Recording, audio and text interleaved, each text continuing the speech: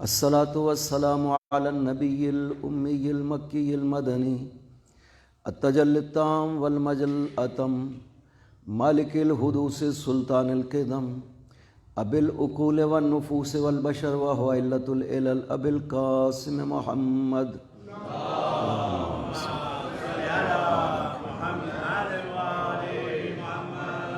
وعلى ابن عمه ووارث علمه وخليفته سید الاولیاء والوصیین امیر المؤمنین وعلى السیدۃ المعصومۃ الجلیلہ التي هي جوہرۃ القدس من الکنز الخفی بدت فابدت علیات الاحرف ام ائمۃ الغر بل ام ابیها سیما بقیۃ اللہ العظم فی الارضین روح لہ الفدا وارواح العالمین ولعنۃ اللہ علی اعدائهم اجمعین اما بعد بسم اللہ الرحمن الرحیم هو الذی بعث فی الامیین رسولا منہم یتلو علیہم آیاتہ ویزکیہم ویعلمہم الکتاب والحکمہ وإن كانوا من قبل لفی ضلال مبین صلوات بر محمد اللہم صلی علی محمد وآل محمد وعجل فرجہم۔ مجلس کا اہتمام کیا گیا ہے قاری اشفاق صاحب کی طرف سے اور ان کے برادران کی طرف سے۔ آپ سے گزارش ہے بار دیگر ان کے مرحومین کے لیے ایک مرتبہ سورہ فاتحہ، 3 مرتبہ سورہ توحید پڑھتے ہیں۔ بسم اللہ الرحمن الرحیم الحمدللہ رب العالمین الرحمن الرحیم مالک یوم الدین ایاک نعبد و ایاک نستعین اہدنا الصراط المستقیم صراط الذین انعمت علیہم غیر المغضوب علیہم ولا الضالین۔ بسم اللہ الرحمن الرحیم قل هو اللہ احد اللہ الصمد لم یلد ولم یولد ولم یکن لہ کفوا احد۔ بسم اللہ الرحمن الرحیم قل هو اللہ احد اللہ الصمد لم یلد ولم یولد ولم یکن لہ کفوا احد۔ بسم اللہ الرحمن الرحیم قل هو اللہ احد اللہ الصمد لم یلد ولم یولد ولم یکن لہ کفوا احد۔ اللہم بحق زہرا و ابیہا و بالہا و بنیہا اغفر للمؤمنین والمؤمنات والمسلمین والمسلمات خصوصا منہم المخصوصین والمخصوصات بفضلک و رحمتک یا ارحم الراحمین صلوات بر محمد۔ اللہم صلی علی محمد و آل محمد وعجل فرجہم۔ آج کا دن 27 رجب المرجب کا دن تھا اور یہ وہ عظیم دن ہے کہ جس دن خداوند عظیم نے پیغمبر اکرم پر پہلی وحی قرآن کی صورت میں نازل فرمائی ہے، اور پہلی مرتبہ پاک پیغمبر کو اذن ملا خدا کی طرف سے اپنی رسالت کا اعلان کرنے کے لیے۔ اور پیغمبر اکرم اس وقت یعنی یوں نہیں ہے کہ نبوت شروع جو ہے وہ اس تاریخ کو ہوئی ہو، بلکہ خدا کی طرف سے اعلان نبوت کا اذن ملا پیغمبر کو، اور حضور پاک کے اوپر پہلی وحی غار حرا میں سورہ علق کی ابتدائی 5 آیتیں نازل ہوئیں، اور خداوند عظیم نے اس واقعہ کو اپنا احسان کے طور پر قرآن میں ذکر کیا ہے۔ خدا فرماتا ہے کہ میرا یہ احسان ہے لوگوں پر کہ خدا نے بھیجا لقد من اللہ علی المؤمنین اذ بعث فیہم رسولا من انفسہم۔ خدا نے مؤمنین پر احسان کیا کہ رسول خدا کو مبعوث فرمایا ہے رسالت کے ذریعہ سے۔ تو پیغمبر کی رسالت احسان خداوند ہے، چونکہ پیغمبر اکرم وہ ہستی ہے کہ خداوند عظیم نے جس کے لیے تمام انبیاء کو مقدمہ بنا کر کے بھیجا، کتاب پیغمبر کے لیے تمام کتابوں کو مقدمہ بنا کر کے بھیجا، تاکہ پیغمبر جب تشریف لائیں لوگ معرفت رسالت رکھتے ہوں، اور پیغمبر جب کتاب لے کر کے آئیں تو لوگ اس کتاب کی معرفت پیدا کر سکیں، اور اس کتاب مقدس سے خداوند عظیم جو مقصد لوگوں کو دینا چاہتا تھا وہ مقصد پورا ہو سکے۔ اس بعثت پیغمبر میں سب سے بڑی چیز جو ہوئی ہے وہ خدا کی طرف سے قرآن کریم کو کتاب ہدایت کے طور پر نازل کرنا ہے۔ یہ قرآن کریم خود اپنی آیات کے مطابق قرآن کریم کے آثار ہیں، جو مختلف آثار خدا نے ذکر کیا ہے اس کتاب مقدس کے لیے۔ لہٰذا ہم مطمئن ہوتے ہیں جب قرآن کو پڑھتے ہیں کہ یہ نوشتہ الہی ہے، جس میں ذرہ برابر شک و شبہ نہ کسی ایک لفظ کی زیادتی کا ہے، نہ کسی ایک لفظ کی کمی کا ہے۔ یہ فرق ہے قرآن کریم میں اور باقی چاہے کتب الہی ہوں یا روایات معصومین جو معصومین سے صادر ہوئی ہیں، سب میں یہ احتمال ہے کہ بنانے والوں نے، تحریف کرنے والوں نے تحریف کر دی ہوگی۔ یہ ضمانت صرف اور صرف قرآن کریم کے بارے میں ہے کہ جو قرآن نے کہا ہے یہ وہ من وان وحی ہے جو خدا نے فرمایا ہے، اس میں کوئی شک و شبہ انسان کو قرآن کے حوالے سے نہیں ہے۔ لہٰذا یہ سب سے بڑی بعثت کے، پیغمبر کی بعثت کے ذریعے سے جو انسانیت پہ سب سے بڑا احسان خداوند عظیم نے کیا ہے وہ قرآن کریم کا عطا کرنا ہے۔ قرآن کریم کبھی فرمایا وَنُنَزِّلُ مِنَ الْقُرْآنِ مَا هُوَ شِفَاءٌ وَرَحْمَةٌ لِّلْمُؤْمِنِينَ، ہم اس قرآن کو جو نازل کرتے ہیں یہ شفا ہے اور مؤمنین کے لیے رحمت ہے۔ اسی قرآن کے بارے میں اگلے جملے میں ارشاد فرماتا ہے وَلَا يَزِيدُ الظَّالِمِينَ إِلَّا خَسَارًا، کہ یہی قرآن ظالمین کے خسارے میں اضافہ کرتا ہے۔ یہ قرآن مؤمنین کے لیے ہدایت بھی ہے اور رحمت بھی ہے، لیکن جو ظالم ہے یہی قرآن کہتا ہے کہ ان میں چونکہ وہ صلاحیت نہیں ہے اس پاکیزہ کتاب سے فائدہ اٹھانے کی، لہٰذا وہ دن بدن ان کے ظلم میں اضافہ ہوتا چلا جاتا ہے۔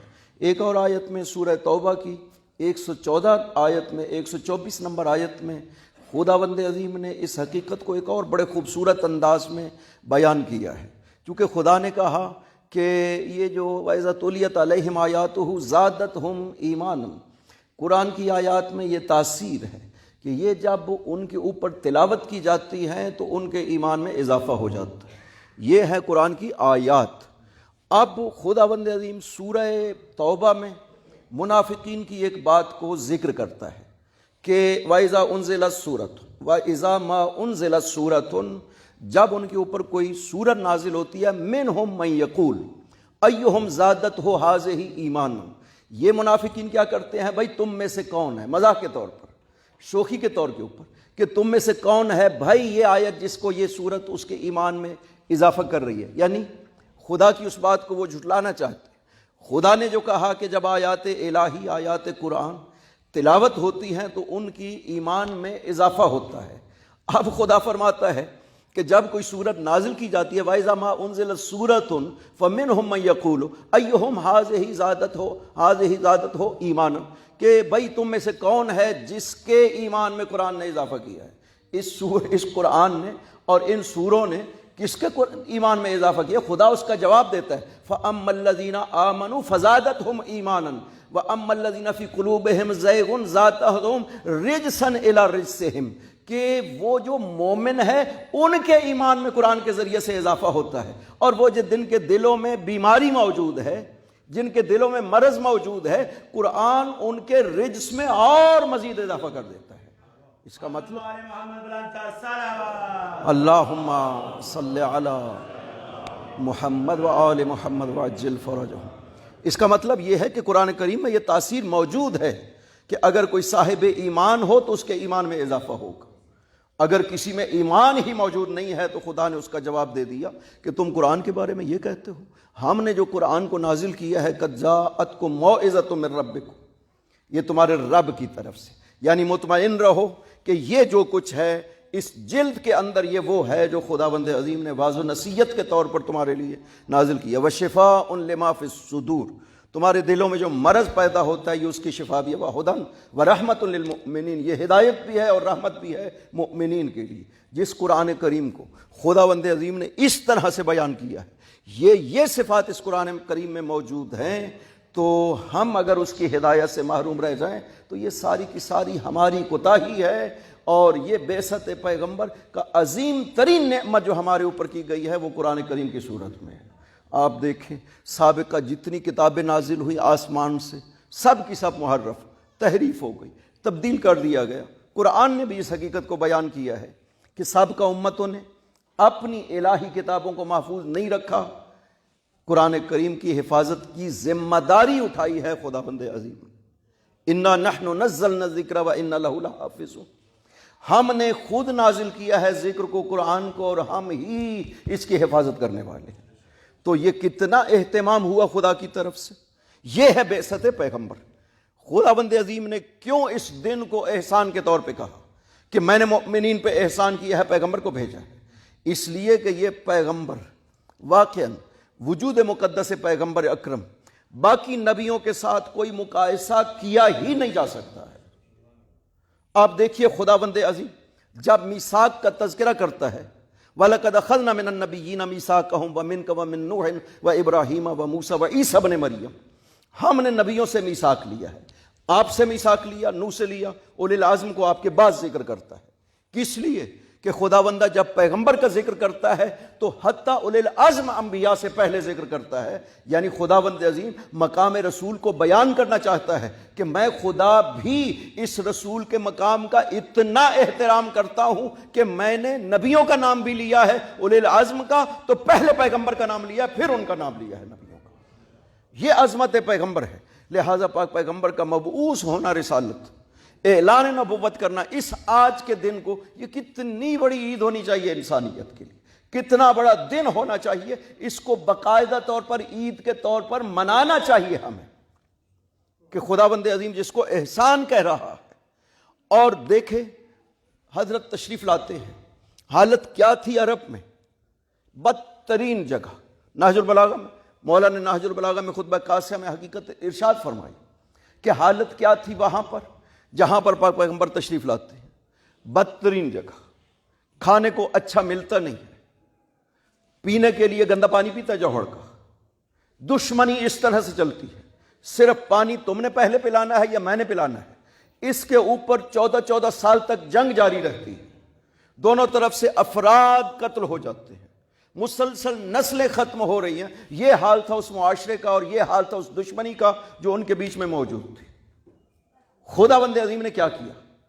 پاک پیغمبر تشریف لاتے ہیں، وہی لوگ کہ جن کی جہالت کی یہ حالت تھی، کس طرح فَأَصْبَحْتُمْ بِنِعْمَتِهِ إِخْوَانًا، پاک پیغمبر کی محنت کے نتیجے میں، خداوند عظیم کی اس نعمت کے نتیجے میں تم میں اس طرح کا بھائی چارہ قائم ہوتا ہے کہ پھر اس جنگ کا تصور ہی نہیں ہو سکتا ہے۔ صلوات پڑھیے محمد و آل محمد، اللہم صلی علی محمد و آل محمد وعجل فرجہ۔ آغا تشریف لائے ہیں، آغا آپ کی اجازت سے آغا صاحب کی صحت و سلامتی کے لیے ایک مرتبہ سے اللہ اکبر، یا رسول اللہ، یا علی، اللہم صلی علی محمد و آل محمد وعجل فرجہ۔ کنتم علی شفا حفرۃ من النار فانقذکم منہا، تمہاری حالت کیا تھی؟ خدا بیان کرتا ہے، تم جہنم کے کنارے کے اوپر تھے کہ خدا نے تمہیں بچا لیا۔ کیسے بچا لیا؟ پیغمبر کے ذریعے سے بچا لیا۔ اس ہستی کی بعثت کا یہ فائدہ ہوا ہے انسانیت کو کہ وہ جو دشمن اس طرح سے ایک دوسرے کے تھے، جن کے اندر انسانی قدروں کو ذرہ برابر بھی خیال نہیں کیا جاتا تھا، اپنی بچیوں کو زندہ درگور کرتے تھے۔ یہ مشہور واقعہ ہے ایک بزرگ کا کہ مسلسل بعد میں صدقات دیتے رہے، مسلسل گریہ کرتے تھے، یہی کہتے ہوئے کہ خدا مجھے معاف کر دے، میں نے اپنی اتنی بچیوں کو زندہ درگور۔ اور ایک بچی کا وہ واقعہ بھی سناتے ہیں کہ کس طرح سے میں سفر پہ تھا، وہ بچی تھوڑی بڑی ہو گئی تھی، میں واپس آیا، جب مجھے پتہ چلا میری بچی ہے، میں اس کو لے گیا، گڑھا کھودا، میں گڑھا کھود رہا تھا، میرے اوپر جو مٹی گر رہی تھی وہ میری بچی اپنے ہاتھوں سے صاف کر رہی تھی۔ یہ ایک معروف شخص کا واقعہ ہے، غیر معروف کی بات نہیں ہے، یہ ایک معروف بزرگ کا واقعہ ہے۔ اور پھر بھی مجھے ترس نہ آیا، میں نے اس بچی کو زندہ درگور کر دیا مٹی۔ یہ وہ معاشرت، وہاں پہ پیغمبر اکرم آتے ہیں۔ اس لیے میں عرض کر رہا ہوں کہ باقی انبیاء حتیٰ اولی العزم کے ساتھ ذرہ برابر بھی مقایسہ پیغمبر اکرم کو نہیں کیا جا سکتا۔ کجا 950 سال تبلیغ کی حضرت نوح نے، نتیجہ کیا نکلا؟ 80 افراد ایمان لے۔ کجا حضرت یونس کی خدا نے قرآن میں مثال دی ہے، 33 سال موصل میں، نینوا میں تبلیغ کرتے ہیں، صرف 2 بندے مسلمان ہوتے ہیں، ایک کا تعلق خانوادہ نبوت سے ہے اور ایک عابد ہے۔ 40 سال کی محنت کے بعد یہ خلاصہ، یہ نتیجہ ہے اس نبی کی۔ اس کی تبلیغ میں کوئی کمی نہیں تھی، لیکن فرق دیکھیں آپ شخصیت کا۔ حضرت نوح تبلیغ کرتے ہیں، یہ حال تھا، 80 بندے 950 سال میں۔ خدا بند عظیم نے ارشاد فرمایا نوح اس کے بعد کوئی بھی مسلمان نہیں ہوگا۔ تب حضرت نوح نے بد دعا کی کہ جنہوں نے مسلمان ہونا تھا وہ ہو گئے، خدا نے کہا اب کوئی اور مسلمان نہیں ہوگا۔ تب حضرت نوح نے بد دعا کی رب لا تذر علی الارض من الکافرین دیارا، کوئی ایک گھر بھی باقی نہ رکھنا زمین کے اوپر۔ 950 سال ایک رسول اولو العزم پیغمبر تبلیغ کرتا ہے، نتیجہ صرف 80 افراد مسلمان ہوتے ہیں۔ 33 سال یا 40 سال حضرت یونس تبلیغ کرتے ہیں، صرف 2 بندے مسلمان ہوتے ہیں۔ ایک طرف یہ ہے اور ایک طرف سے یہ ہستی ہے۔ کتنی تبلیغ کی، 13 سال مکے میں، 10 سال مدینہ میں، 23 سال کی صرف تبلیغ ہے۔ خدا قرآن میں فرماتا ہے اذا جاء نصر اللہ والفتح ورأیت الناس يدخلون فی دین اللہ افواجا فسبح بحمد ربک واستغفر انہ کان توابا۔ میرے نبی، لوگ جوک در جوک دین میں داخل ہو گئے، تیرا مقصد حاصل ہو گیا ہے۔ یہ فرق ہے پیغمبر اکرم کا باقی نبیوں کے ساتھ۔ خدا خود کہتا ہے کہ یہ دیکھو تو صحیح، یدخلون فی دین اللہ افواجا، لوگ دین خدا میں فوج در فوج داخل ہو گئے۔ میں خدا راضی ہو گیا آپ کی انضاحات پر، میں خدا راضی ہو گیا ہوں۔ یہ وجود مقدس پیغمبر اکرم ہے۔ کانا خلقہ القرآن، خلق پیغمبر قرآن، مسلسل پوری طرح ترجمان قرآن پیغمبر کا وجود مقدس تھا۔ اور جو زیادہ تر پاک پیغمبر کے ذریعے سے لوگ مسلمان ہوئے وہ اخلاق کے پیغمبر کی وجہ سے ہوئے۔ تبلیغ سے کم اخلاق کے پیغمبر کو زیادہ اس میں دخالت تھی۔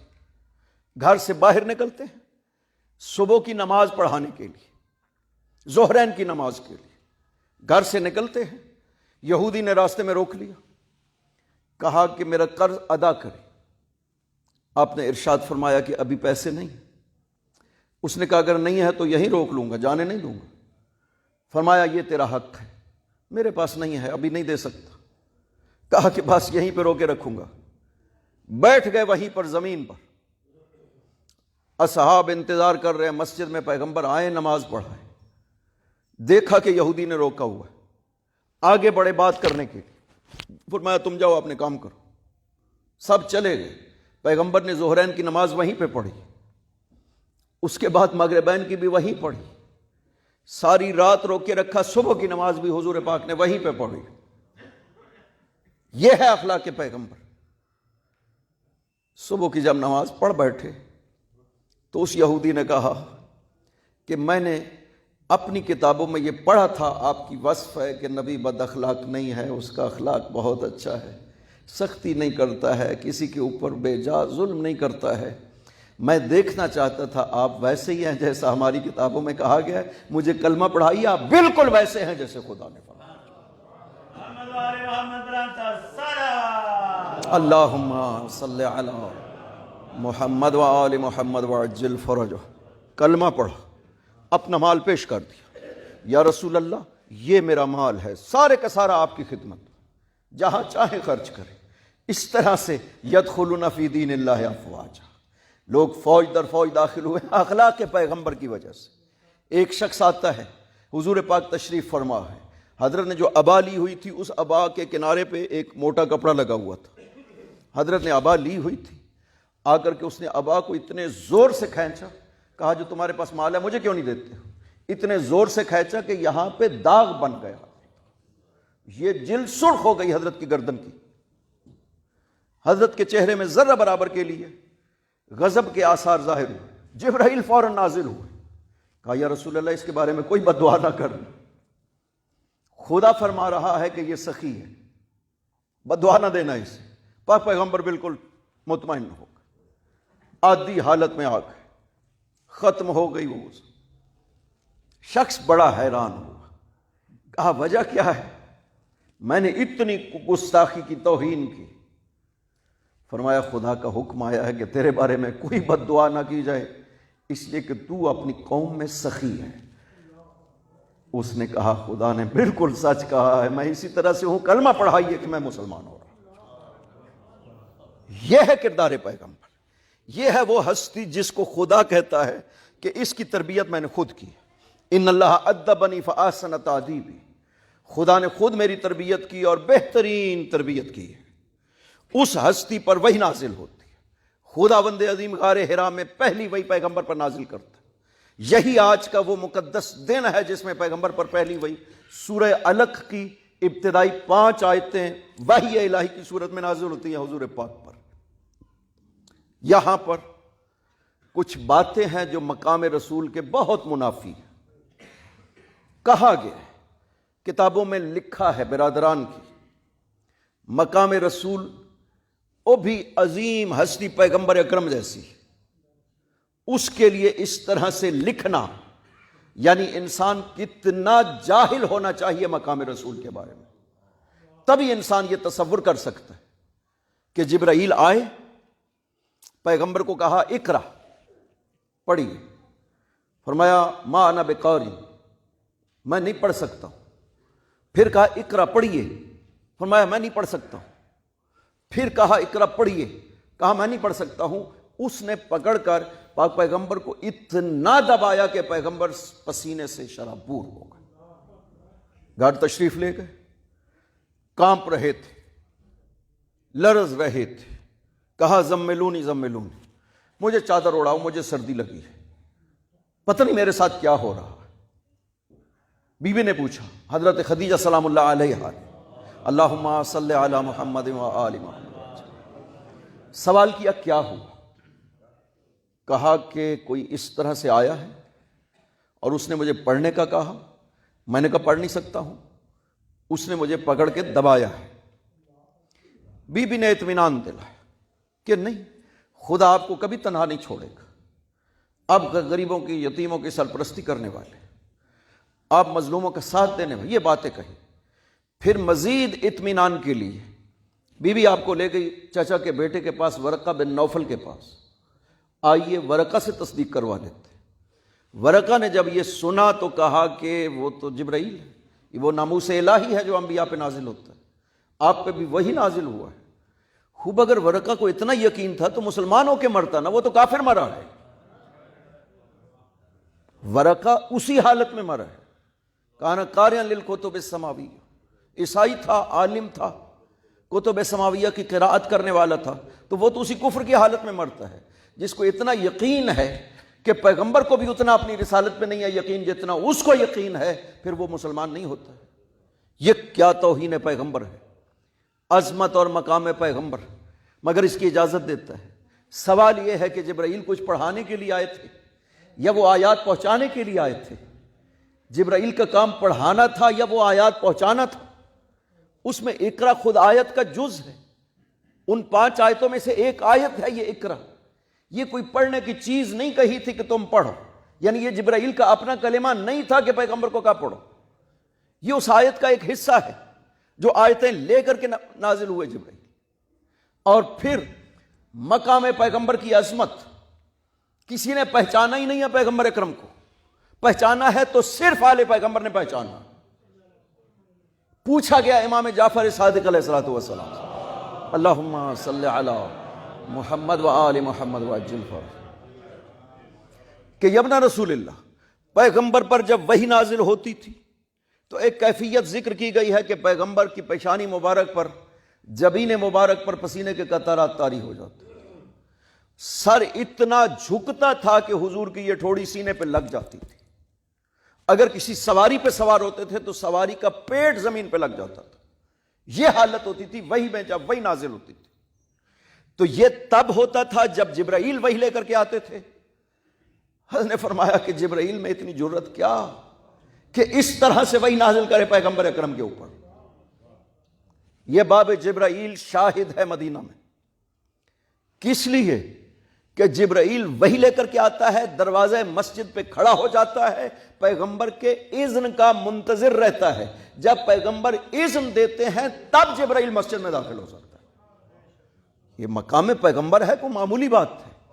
علی جیسی ہستی جب آتی ہے اس کے پاؤں کو چومتی، یہ ہے عظمت پیغمبر۔ پھر حضرت نے فرمایا کہ جب جبرائیل داخل ہوتا تھا نا مسجد میں، کان یجلس بین یدیہ قعدۃ العبید، جبرائیل حضور کے سامنے ایسے بیٹھتا تھا جیسے غلام اپنے آقا کے سامنے بیٹھا کرتا۔ اس طرح جبرائیل وہی پیش کیا کرتا تھا پیغمبر کی خدمت میں۔ جبرائیل میں یہ جرأت کہ پیغمبر کو پکڑ کے دبا سکے گا، تو پھر یبنا رسول اللہ یہ کیفیت کب طاری ہوتی تھی؟ فرماتے ہیں یہ کیفیت تب طاری ہوتی تھی جب خدا بغیر کسی واسطہ کے قلب پیغمبر پر وحی کے ذریعے سے تجلی فرمایا کرتا تھا۔ یہ کیفیت، یہ وہ تجلی الہی ہے جو قرآن میں فرماتا ہے فلما تجلی ربہ للجبل جعلہ دکا، جب خدا نے پہاڑ پہ موسیٰ کے لیے تجلی فرمائی نور خدا بند عظیم نے، پہاڑ ریزہ ریزہ ہو گیا، موسیٰ جیسا نبی برداشت نہ کر سکا، خر موسیٰ صاعقا، موسیٰ بے ہوش ہو کر کے گر گئے، اس تجلی کو برداشت نہ کر سکے۔ پاک پیغمبر کی یہ عظمت ہے کہ خداوند عظیم وحی الہی کے ذریعے سے بغیر کسی واسطہ کے قلب پیغمبر پہ تجلی فرماتا ہے اور پیغمبر کو کچھ بھی نہیں ہوتا ہے۔ یہ عظمت رسول خدا ہے۔ اللہم صلی علی محمد و آل محمد وعجل فرجہم۔ یہ ہے عظمت رسول خدا۔ اب ہمارے پاس کون گواہ ہے جو پہلی وحی کا گواہ ہو؟ پیغمبر اکرم کا۔ خطبہ قاسیہ میں مولا نے خود ارشاد فرمایا کہ کنت اراہ ولا یراہ غیری، جب پیغمبر پر پہلی وحی نازل ہو رہی تھی صرف میں دیکھ رہا تھا، میرے علاوہ پیغمبر کو کوئی نہیں دیکھ رہا تھا۔ آج تک کسی نے یہ کیفیت بیان کی؟ پیغمبر کو کہتے ہیں کہ پیغمبر کو شک و شبہ تھا، میں پتہ نہیں کیا ہو گیا میرے ساتھ۔ یہ آنے والا کون ہے؟ 3 سال پہلے، اعلان نبوت سے 3 سال پہلے ارحاسات نبوت اسے کہتے ہیں۔ پاک پیغمبر کو ارحاسات نبوت شروع ہو گئے تھے، جہاں سے گزرتے تھے درخت سلام کرتے تھے، پتھر سلام کرتے تھے السلام علیکم یا رسول اللہ، جبرائیل راستے میں کھڑے ہوتے تھے سلام کرتے تھے السلام علیکم یا رسول اللہ۔ اسے ارحاسات نبوت کہتے ہیں۔ 3 سال پہلے اعلان سے اس طرح سے شروع ہو گیا تھا پیغمبر اکرم کے لیے۔ وہ جس ہستی کو خداوند عظیم آخری پیغمبر بنا رہا ہے، سارے نبیوں کو جس کا مقدمہ بنا رہا ہے، وہ نعوذ باللہ من ذالک۔ اور پھر 3 سال کا وقفہ پڑ گیا، واضح ہے یہ پہلی وحی ہوئی، اور اس کے بعد 3 سال کا، اس کو فترۃ الوحی کہتے ہیں، 3 سال کا وقفہ ہوا۔ اٹھا کر دیکھیے بخاری میں کیا لکھا ہوا ہے کہ پیغمبر کی حالت یہ تھی، کہتے تھے میں پہاڑ پہ چلا جو چھلانگ لگا دوں پہاڑ سے نیچے، اپنے آپ کو ہلاک کر لوں، خودکشی کر لوں۔ صحیح بخاری میں موجود۔ یہ ہے مقام رسالت۔ عظمت پیغمبر کا کیا اندازہ ہو سکا؟ ابو ہارون مکفوف چند دن نہیں آیا حضرت کی خدمت میں، امام جعفر صادق علیہ الصلوۃ والسلام کی خدمت میں۔ اللہم صلی علی محمد و آل محمد وسلم۔ جب آیا تو پوچھا، ابو ہارون نہیں آئے تھے، عرض کیا یبنا رسول اللہ، خدا نے مجھے بیٹا دیا ہے، میں اس وجہ سے نہیں آ سکا۔ فرمایا کیا نام رکھا ہے؟ اس نے کہا میں نے نام محمد رکھا ہے۔ جب یہ سنا 3 مرتبہ حضرت زمین پر اتنا جھکے کے قریب تھا پیشانی زمین پہ لگ جائے۔ فرمایا اس نام مقدس پہ میں بھی قربان، میرے ماں باپ بھی قربان، تمام اہل زمین قربان، تمام اہل آسمان قربان۔ جس گھر میں نام محمد ہے رحمت خدا صبح بھی برستی ہے شام بھی برستی ہے۔ خدا کہتا ہے وَمَا أَرْسَلْنَاكَ إِلَّا رَحْمَةً لِلْعَالَمِينَ، میرے نبی یہ میری رحمت ہے، میں نے تمہیں پوری کائنات کے لیے رحمت بنا کر کے بھیجا۔ شب معراج جو آخری گفتگو ہوئی، جبرائیل تو کھڑے ہو گئے تھے، سدرۃ المنتہا سے تھوڑا آگے منتظر رہے، پاک پیغمبر گئے، فَأَوْحَىٰ الیہ ما اوحیٰ، خدا بند عظیم نے وحی کی پیغمبر پہ جو بھی چاہا۔ یہ تخفیم کے لیے، بہت عظمت کو بیان کرنے کے لیے خدا کا یہ انداز ہے۔ واپس جب آئے تو جبرائیل منتظر تھے۔ جبرائیل نے پوچھا یا رسول اللہ کیا گفتگو ہوئی خدا کے ساتھ؟ پیغمبر نے بیان کیا کہ خدا کے ساتھ یہ بھی گفتگو ہوئی، یہ بھی گفتگو ہوئی۔ آخری جملے میں فرمایا کہ خدا نے مجھے فرمایا ہے امضِ یا ابو القاسم ہادین مہدین، اے ابو القاسم جائیے تشریف لے جائیں، آپ ہادی بھی ہیں اور مہدی بھی ہیں۔ جبرائیل کہتے ہیں کہ یا رسول اللہ پوچھا نہیں ہے یہ ابو القاسم کا کیا مطلب ہے؟ کہا جبرائیل وہاں کس کی جرت ہے؟ خدا کے حضور میں گفتگو کی تو جرت ہی نہیں تھی کہ میں خدا سے پوچھ سکا۔ خدا نے ارشاد فرمایا کہ میں نے آپ کو ابو القاسم اس لیے کہا لِأَنَّكَ تَقْسِمُ الرَّحْمَةِ بَيْنَ الْخَلْقِ، تو میری رحمتوں کو میری مخلوق میں تقسیم قرار دینے والا ہو گیا۔ تقسم الرحمت، یہ ہے پیغمبر اکرم، یہ ہے وہ ہستی خداوند عظیم نے جس کو ختم المرسلین قرار دیا ہے، خداوند عظیم نے جسے قرآن عطا کیا ہے، خداوند عظیم نے جسے اسلام عطا کیا ہے۔ اسلام کامل ترین شریعت پیغمبر کی شریعت تھی، کامل ترین کتاب پیغمبر کی کتاب تھی، کامل ترین رسالت پیغمبر کی رسالت تھی۔ یہ تینوں خصوصیتیں پیغمبر میں پائی جاتی تھی۔ رسالت کے لحاظ سے کامل ترین رسالت، کتاب کے لحاظ سے کامل ترین کتاب، اور شریعت کے لحاظ سے کامل ترین شریعت لانے والے ہیں پیغمبر اکرم۔ تمام نبی جن کے وجود کا مقدمہ بنایا گیا ہے خدا کی طرف سے۔ یہ سارے نبی کیوں آئے بار بار؟ یہ ختم رسالت کا ایک بہت بڑا فلسفہ ہے۔ یہ سارے نبی جو بار بار آتے رہے، 1,00,000 انبیاء، یہ کس لیے؟ یہ سب کے سب مقدمہ تھے وجود پیغمبر کے لیے۔ خدا چاہتا تھا انسانیت کو یہ شریعت عطا کرے، رسالت پیغمبر عطا کرے، کتاب الہی عطا کرے، اس لیے سارے نبیوں کو خدا مقدمہ بنا کر بھیجتا رہا۔ پاک پیغمبر تشریف لاتے، اب وہی نبی جس کی شریعت کو کہا کہ اسی کا انتظار تھا، کتاب کو کہا اسی کا انتظار تھا، آپ کی رسالت کو کہا اسی کا انتظار تھا، وہی رسالت ہے، وہی پیغمبر ہے، وہی کتاب ہے، وہی شریعت ہے، لیکن جب تک ولایت علی شامل نہیں ہوتی تب تک خدا اعلان نہیں کرتا۔ جس دن ولایت علی کا اعلان ہوتا ہے اس دن کہتا ہے الیوم اکملت لکم دینکم واتممت علیکم نعمتی ورضیت لکم الاسلام دینا۔ آج علی کی ولایت آ گئی، دین بھی مکمل ہو گیا، دین پسندیدہ بھی بن گیا ہے خدا بندہ۔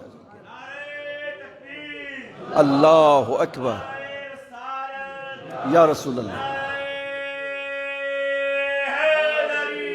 یا علی یا علی، اللہم صلی علی محمد و آل محمد وعجل فرج۔ ہمارے پاس شاہد موجود ہے جو پہلی وحی میں موجود تھا پیغمبر کے ساتھ۔ کوئی اور بیان نہیں کرے گا کہ پیغمبر پر وہ پہلی وحی کی نازل ہونے کی کیفیت کیا تھی۔ یہ جو الٹی سیدھی کیفیتیں بیان کی گئی ہیں، جبرائیل نے یہ کیا یہ کیا، نہ وہ جو موجود تھے انہوں نے بیان کیا ہے۔ کنت اراہ ولا یراہ غیری، صرف میں دیکھ رہا تھا پیغمبر پہ جب پہلی وحی نازل ہو رہی تھی، میرے علاوہ کوئی اور نہیں دیکھ رہا تھا۔ میں نے کیا دیکھا؟ کنت ارا نور الوحی والرسالہ وشممت ریح النبوہ وسمعت رنۃ الشیطان۔ میں علی نے نور وحی اور رسالت کو نازل ہوتے ہوئے دیکھا ہے۔ میں علی نے شممت ریح النبوہ، نبوت کی خوشبو کو سونگا ہے، وسمعت رنۃ الشیطان، میں نے شیطان کی چیخوں کو سنا ہے۔ میں نے عرض کیا کہ یہ لعین چیخ رہا ہے، فرمایا علی یہ اس لیے چیخ رہا ہے کہ یہ اپنی عبادت سے مایوس ہو گیا۔ یا علی، یہ جملے بڑے خوبصورت ہیں۔ یا علی انک تسمع ما اسمع و ترى ما ارى، علی تو وہی سنتا ہے جو میں سنتا ہوں، اور تو وہی دیکھتا ہے جو میں دیکھتا ہوں۔ الا انک لست بنبی، تو نبی نہیں ہے، حواس وہی ہے جو نبی کو عطا کیا ہے خدا بندے۔ یہ ہستی ہے جو شاہد ہے رسالت کے اوپر پہلی وحی جب نازل ہوتی ہے۔ انہوں نے تو کوئی ایسی کیفیت نہیں بیان کی ہے کہ جبرائیل آئے اور پیغمبر کو پتہ ہی نہ چلا کہ یہ کون ہے آنے والا۔ فرماتے ہیں میں، میری تپ اور فطرت نبی پاک والی تپ اور فطرت، اس لیے کہا یہ جانتے ہو جو تین حواس سے اس کا تعلق ہے، تین باتیں جو علی نے فرمائی ہیں۔ کنت ارا نور الوحی والرسالہ، میں نور وحی اور رسالت کو دیکھ رہا تھا۔ یہ کوئی ایسی چیز نہیں ہے جو ان آنکھوں سے دیکھی جا سکتی ہے۔ کنت ارا، میں دیکھ رہا تھا مسلسل۔ شممت ریح النبوہ، یہ کون سی خوشبو ہے نبوت کی جو علی کہہ رہا میں سن رہا تھا؟ وہ کون سی چیخیں تھی کہ علی کہہ رہا کہ میں ان کو سن رہا تھا؟ سمعت رنۃ الشیطان، میں نے شیطان کی چیخوں کو سنا۔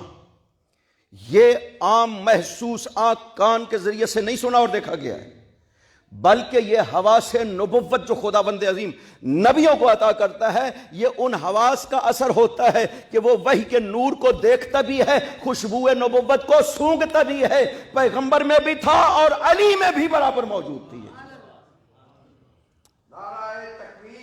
اللہ اکبر، یا رسول اللہ، یا علی یا علی۔ اس کا مطلب ہے کہ رسالت کو بھی اگر کوئی بیان کر سکتا ہے تو صرف علی بیان کر سکتے ہیں، کتاب الہی کو بھی بیان کر سکتا ہے تو صرف علی بیان کر سکتے ہیں، اس لیے کہ وہ اس حقیقت سے واقف تھے۔ ان میں وہی حواس پائے جاتے تھے جو پیغمبر میں پائے جاتے ہیں۔ جب پیغمبر حامل ہے حواس نبوت و رسالت کے، پھر کیسے شک کر سکتے ہیں کہ یہ آنے والا کون ہے؟ یہ جو نازل ہو رہا ہے یہ شیطان ہے، نعوذ باللہ من ذالک، یا جبرائیل ہے۔ اس میں لکھا ہے کہ پیغمبر کو نہیں پتہ چلا کہ یہ کون ہے، شیطان ہے جو تصرف کر رہا ہے میرے حواس میں، یا جبرائیل ہے۔ وہ پیغمبر کو اگر وحی کا پتہ نہ چلے تو پیغمبر کیسے ہمیں بیان کرے کہ یہ جو میرے اوپر نازل ہو رہی ہے؟ چونکہ القاء در قلب ہوتا ہے، جو وحی کی وہ قسم ہے جس میں خدا نازل کرتا ہے نا۔ ایک تو مطلب ہے جبرائیل لے کر کے آیا، یہ صورت ہے یا رسول اللہ، یہ حکم ہے خدا نے نازل کیا ہے۔ ایک مرتبہ یہ ہے کہ پیغمبر کے قلب مقدس پہ خدا بند عظیم خود وحی کو القاء کرتا ہے۔ اس کا پیغمبر کو کیسے یقین ہو کہ یہ جو نازل ہو رہی ہے یہ وحی قرآن ہے جو خدا نازل کر رہا ہے، یا شیطان تصرف کر رہا ہے؟ نبیوں کے حواس کے اوپر شیطان تصرف نہیں کر سکتا ہے، خدا نے ان ہستیوں کو محفوظ قرار دیا ہے، شیطان تصرف نہیں کر سکتا، اور نہ ہی ان کے دل میں یہ شک و شبہ پیدا ہو سکتا ہے کہ جو نازل ہو رہا ہے یہ کیفیت وحی ہے یا کوئی اور چیز ہے۔ کیسے کہہ دیا؟ پیغمبر جس کو خداوند عظیم نے اس طرح سے تربیت کیا، کیسے کہہ دیا کہ مجھے پتہ نہیں چل رہا کہ میرے اوپر وحی نازل ہو رہی ہے؟ اور صرف جس کے اندر وہ حواس، یہ خاص حواس نبوت ہیں۔ حضرت یعقوب نے کیا کہا تھا جب حضرت یوسف کا قمیص کرتا لے کر کے چلا تھا مصر سے بشیر؟ حضرت یعقوب نے وہاں سے سونگی تھی اس خوشبو کو، انی لاجد الریح یوسف لولا ان تفندون، میں یوسف کی خوشبو پا رہا ہوں۔ یہ ہے حواس نبوت۔ میں آج یوسف کی خوشبو، جب مصلحت تھی بیان کر دی، اس سے پہلے بھی پا رہے تھے، جس وقت موقع آیا بیان کرنے کا بیان کر دیا۔ میں یوسف کی خوشبو کو پا رہا، بعد میں وہ بشیر کرتا لے آیا حضرت یوسف کا۔ یہ ہے حواس نبوت جو ہر نبی میں پائے جاتے ہیں۔ ختم المرسلین میں سب سے زیادہ یہ حواس پائے جاتے ہیں، اور خود ارشاد فرمایا کہ اس کائنات میں یا میں ہوں یا علی ہے جس میں یہ حواس کامل ترین شکل میں موجود ہے۔ یہی وجہ ہے کہ مولا علی نے کہا کہ آؤ مجھ سے کتاب الہی کا بھی پوچھو، رسالت پیغمبر کا بھی پوچھو، یعنی شریعت کا پوچھو تب بھی علی بیان کرے گا، اور کتاب الہی کا پوچھو تب بھی علی بیان کرے گا۔ یہ واقعہ معروف ہے کہ خلیفہ دوم کا دور ہے، ایک شخص یونان سے آیا، اس نے آ کر کے کہا کہ میں حضرت ہارون کی اولاد میں سے ہوں، میں نے وہ ساری کتابیں پڑھی ہیں جو حضرت موسیٰ نے ہارون کے ذریعے سے لکھوائی تھی، ہمارے جد ہارون نے اپنے ہاتھ سے لکھی ہے، میں تحقیق کرنے آیا ہوں، اگر اسلام حق ہوا تو اسلام کو مان لوں گا۔ انہیں لے گئے دربار خلافت میں۔ اس نے جو پہلا سوال کیا، حل انت اعلم الامہ بامر نبیک و کتاب نبیک، آپ اس امت میں سے سب سے زیادہ امر نبوت کو اور کتاب نبوت کو جانتے ہیں یا نہیں جانتے ہیں؟ پہلا سوال ہی اس نے یہی کیا کہ میں اس کے پاس جانا چاہتا ہوں جو اس امت میں سے امر نبوت کو اور کتاب نبوت کو سب سے زیادہ جاننے والا۔ آپ جانتے ہیں؟ ایک مرتبہ خاموش ہے۔ اس نے دوبارہ پھر وہی سوال کیا، کہا تجھے کیا مسئلہ ہے، اپنا مسئلہ بیان کرو۔ اس نے کہا میں تحقیق کرنے آیا ہوں اور میں بغیر پڑھے لکھے نہیں آیا ہوں، میں نے وہ ساری کتابیں پڑھی ہیں جو میرے جد ہارون نے لکھی ہیں، لہذا میں تحقیق کرنے کے لیے آیا۔ آپ جانتے ہیں امر نبوت کو اور کتاب کو سب سے زیادہ جانتے ہیں امت میں سے؟ کہا نہیں میں نہیں جانتا ہوں۔ علیک بذالک الفتح، وہ جو جوان بیٹھا ہے نا مسجد کے کونے میں، جاؤ اس سے پوچھو اگر پوچھنا چاہتے ہو۔ اس نے کہا وہ کون ہے؟ کہا انہ ابن ام النبی، یہ نبی کے چچا کا بیٹا ہے۔ نبی کی بیٹی کا شوہر ہے، نبی کے بیٹوں کا باپ ہے، انہو علی ابن ابی طالب۔ جب ان سے پوچھو، وہ یہودی آیا، آ کر کے مولا سے کہا کہ آپ کے بارے میں یہ کہہ رہے ہیں، انت عالم الامہ، آپ اس امت میں سب سے زیادہ علم رکھتے ہیں نبی کے امر کے بارے میں، کتاب کے بارے میں۔ آپ نے فرمایا جیسے وہ کہہ رہے ہیں بالکل ویسا ہے، تم جو سوال کرنا چاہتے ہو علی سے کرو، میں تمہیں جواب دوں۔ ایسا ایک ہستی ہونی چاہیے بعد از پیغمبر، جس کے اندر حواس پیغمبر والے موجود ہونا چاہیے، علم پیغمبر والا موجود ہونا چاہیے، تاکہ لوگوں کو نبوت بھی بیان کر سکے، رسالت بھی بیان کر سکے، اور کتاب الہی بھی بیان کر سکے۔ اگر خدا یہ بندوبست نہ کرے انسانیت کے لیے، تو لوگ خدا سے سوال کریں گے، خدا بندہ ہمارے لیے کیوں بندوبست نہیں کیا ہے؟ یہ کتاب ختم نہیں ہو گئی، ظاہری طور پر پیغمبر دنیا سے گئے ہیں، کتاب بھی باقی ہے، رسالت بھی باقی ہے، ضرورت بھی باقی ہے جو ہمیں رسالت بھی بیان کرے، کتاب بھی بیان کرے۔ خدا نے یہ بندوبست کیا، صرف ایک نہیں بلکہ 12 ہستیاں ایسی قرار دی کہ سب میں وہی حواس پائے جاتے ہیں جو نبی میں موجود۔ یہی وجہ ہے کہ ہر امام نے عمل پیغمبر کو بیان کرنے کے لیے کبھی کسی راوی کا واسطہ قرار دینے کی ضرورت نہیں محسوس کی کہ ہمیں فلاں راوی نے بیان کیا، فلاں کو فلاں نے بیان کیا۔ پیغمبر اس طرح سے عمل کیا کرتے تھے، نہیں، ائمہ طاہرین عمل پیغمبر کو اسی طرح بیان کرتے تھے جیسے خود اپنے عمل کو بیان کیا جاتا ہے۔ یہ کون سی حقیقت تھی جو ائمہ میں پائی جاتی تھی جس کی وجہ سے عمل پیغمبر کو اس طرح بیان کرتے تھے؟ یہ وہ روح پیغمبر ہے جو تمام ائمہ میں جاری و ساری قرار دیا خداوند نے۔ یہ ہے معرفت مقام امامت۔ خدا نے جن ہستیوں کو امام کرا، ایسے تھوڑی کسی کو معین کر دیں یہ امام ہے لوگوں کا۔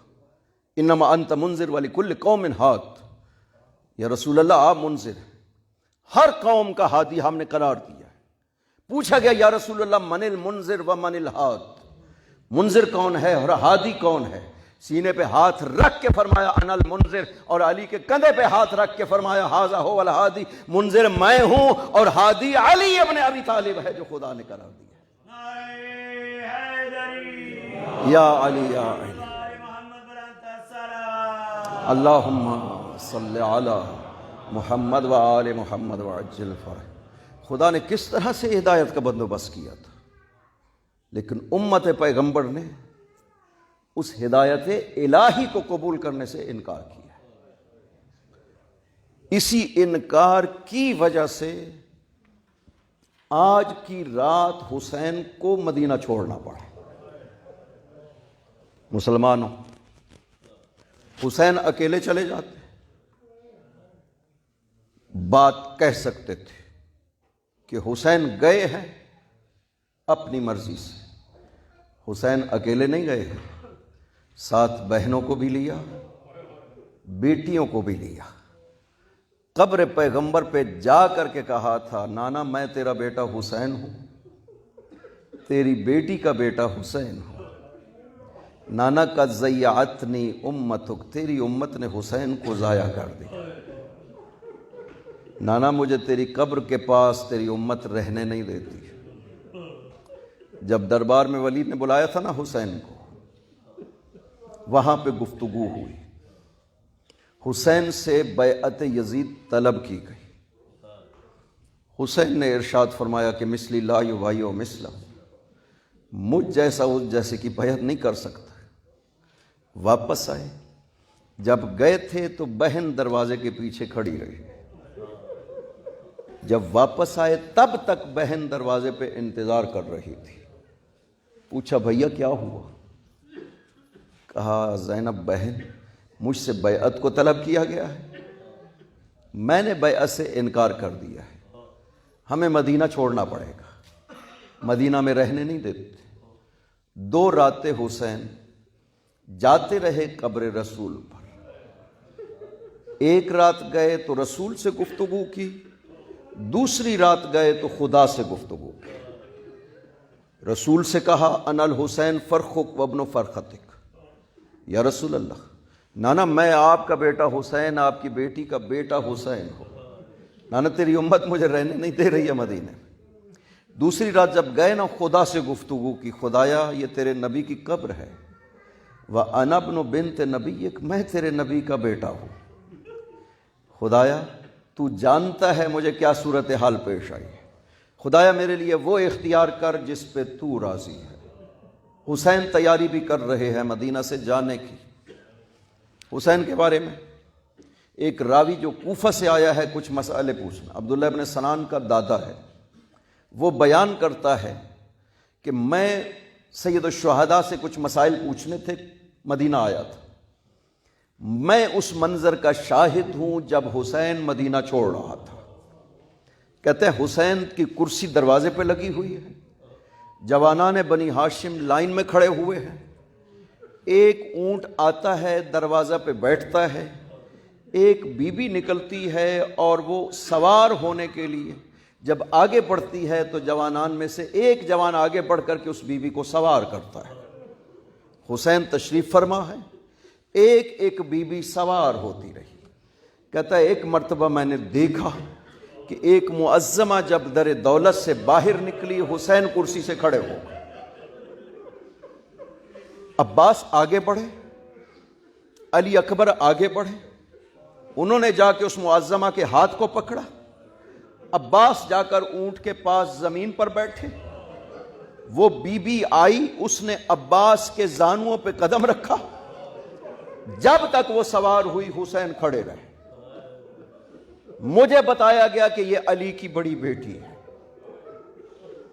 اس طرح سے عزت سے مدینہ سے رخصت ہوئی حسین کی بہنیں اور بیٹی۔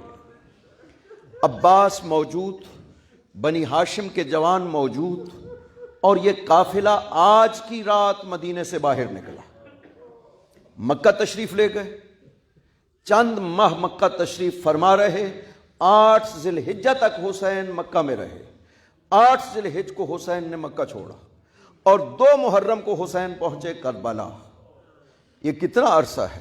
8 محرم سے لے کر 8 ذی الحجہ سے لے کر 2 محرم تک حسین کربلا میں راستے میں سفر کرتے رہے، جنگلوں سے گزرے، صحراؤں سے گزرے۔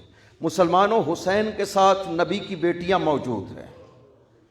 24 دن نبی کی بیٹیاں صحراؤں میں رلتی رہی۔ مسلمانوں، یہ امت پیغمبر ہے جس نے پیغمبر کی مودت کا اس طرح سے جواب دیا پیغمبر کو کہ نبی کی بیٹیاں 24 دن مسلسل صحراؤں میں، کربلا میں پہنچی۔ جب شہادت حسین ہو جاتی ہے، ایک مرتبہ اعلان ہوتا ہے کہ آؤ ان خیموں کو آگ لگا دو اور ان خیموں کو لوٹ لو۔ یہ اعلان ہونا تھا کہ نبی کی بیٹیوں کے خیموں کو لوٹنا شروع کر دیا گیا۔ لوٹنے کے بعد آگ لگائی گئی۔ چوتھے امام ارشاد فرماتے ہیں، میں جب ان بیویوں کو دیکھتا ہوں مجھے کربلا کا وہ منظر یاد آ جاتا ہے کہ میری پھوپھیاں کبھی ایک خیمے سے دوسرے خیمے میں جاتی تھی، اس کو آگ لگتی تھی، تیسرے خیمے میں جاتی تھی، اور جب ایک خیمہ رہ گیا علی کی بیٹی نے آ کر کے سوال کیا، بیٹا زین العابدین آپ کیا کہتے ہیں، ہم آگ میں جل کے مر جائیں یا باہر چلی جائیں؟ آپ نے ارشاد فرمایا پھوپھی اماں باہر چلی جائیے۔ اور بیویاں اس طرح خیمے سے نکلی جیسے تسبیح کا دھاگا ٹوٹتا ہے اور دانے بکھر جاتے ہیں۔ اجرکم علی اللہ۔ آ گیا 11 محرم کی عصر کا وقت، جب یہ اعلان کیا گیا اور سپاہیوں یہ رسیاں ہیں، ان بیویوں کو قیدی بنا لو۔ یہ جب علی کی بیٹی نے سنا تو کہا کہ او عمر ابن سعد، تجھے شرم نہیں آتی؟ ہم رسول کی بیٹیاں ہیں، تم سپاہیوں کو کہہ رہے ہو ہمیں قیدی بنا لو۔ اجرکم علی اللہ۔ علی کی بیٹی آگے بڑھی، رسیاں لی، ایک ایک بیوی کو قیدی بناتی رہی اور اپنے ہاتھ کے ساتھ سوار کرتی رہی۔ جب اکیلی رہ گئی نا علی کی بیٹی، اب فنظرا یمیناً و شمالاً، کبھی دائیں دیکھتی ہے کبھی بائیں دیکھتی ہے، مقتل کی طرف دیکھ کر کے کہا عباس بھیا زینب سوار ہونا چاہتی ہے، اور اپنی بہن کو سوار کرو۔ بس یعلم الذین ظلموا ای منقلب ینقلبون